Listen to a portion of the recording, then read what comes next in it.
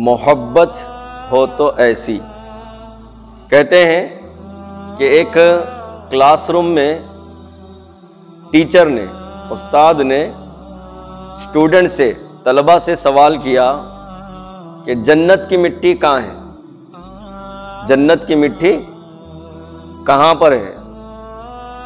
तो पूरे जितने भी क्लासरूम में तलबा थे, स्टूडेंट्स थे, वो लोगों ने जवाब दिया तकरीबन ने कि जन्नत की मिट्टी जन्नत में है। क्या? जन्नत की मिट्टी जन्नत में है। बहरहाल बात खत्म हो गई। फिर दूसरे दिन वही पीरियड, वही सार, एक छोटा सा मासूम सा बच्चा एक हाथ में पेपर है, उसके अंदर मिट्टी है, लेकर सार के सामने आया, टीचर के सामने, और सार से कहने लगा, सार यानी मतलब उस्ताद, ये देखिए मैं जन्नत की मिट्टी लाया। क्या लाया? मैं जन्नत की मिट्टी लाया।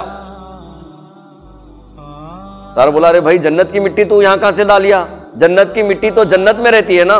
लेकिन नहीं, ये मेरे माँ के कदमों के नीचे की मिट्टी है। एकदम भी मोहब्बत छुप न सकी जब किसी ने तेरा नाम लिया।